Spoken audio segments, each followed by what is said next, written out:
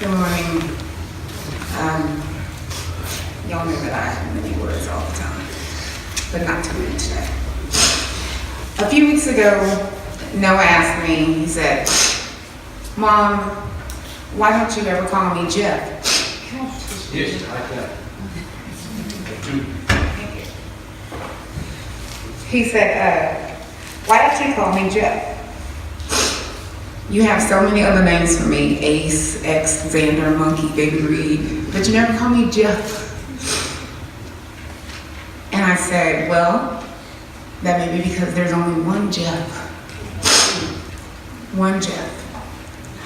I've learned a lot about my father in the past week. Actually, it would be best to say the Lord revealed some wonderful things, some beautiful things about my dad to me. It is no mystery that his past was full of ups and downs and difficult times and exciting adventures. But the essence of him, through my experience of him, had been muddled by unfavorable memories and adolescent pain. I will be honest with you, I didn't know my dad as well as I thought I did. For so long I focused on how I felt and not who he is. I sat in judgment of him because I didn't know how to forgive him. But fortunately, through my Christian experience, I was made aware of our infinite ability as humans to miss the mark constantly. Yes. With our careers, our families, our dreams, our relationships, and even our faith. And yet, a heart of forgiveness is what widens the target and allows us enough grace so we can still at least hit the mark, though it's not absolute perfection. And absolute perfection is something that some of us expect from one another, and it's not attainable because we're human. Absolutes. Life is not about these earthly absolutes. As followers of Christ, the only absolute valid in this life is our absolute love for and obedience for God. And even when we fall short, His grace and mercy has us covered. Jeremiah 29:11 says that God has plans for us to prosper and not harm us, to give us hope and a future, and understanding our divine disposition, because that's what that is equal to having a weight lifted from our shoulders. And we can walk taller and prouder and are able to lift up the fallen and heal those that are hurting and restore those that are broken. Daddy understood this and he lived it. Lending a helping hand, giving advice, praying for others, or just being present when needed. He sees these opportunities God prepared for him. Opportunities. That is what life is about. Life is about opportunities. The opportunity to love, the opportunity to forgive, to change, to do better. We have to focus on those opportunities.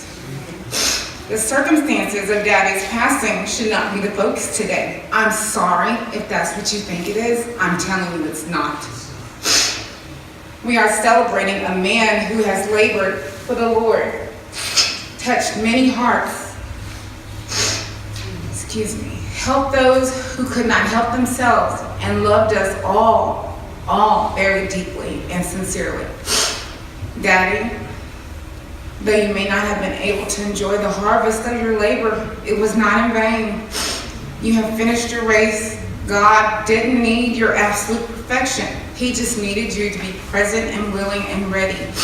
He supplied you with all you needed and more to make a loving and meaningful impact in the lives of those that were fortunate to cross your path.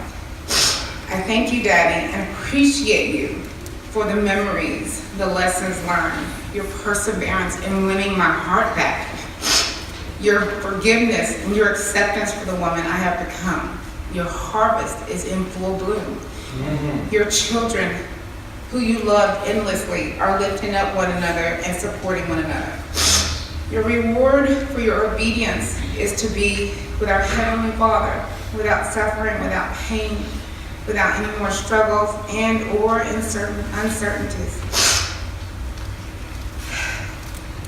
I'm sure He welcomed you with open arms, and while I miss you desperately, I am so delighted that you are suffering no more.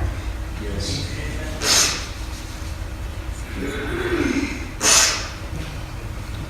If there were one thing I felt I could learn from your life, Daddy, it is that change in perspective leads to a change in behavior and subsequently a change in direction. So whatever the circumstances that turned your perspective in life to following Christ is concrete proof that God is always and forever able.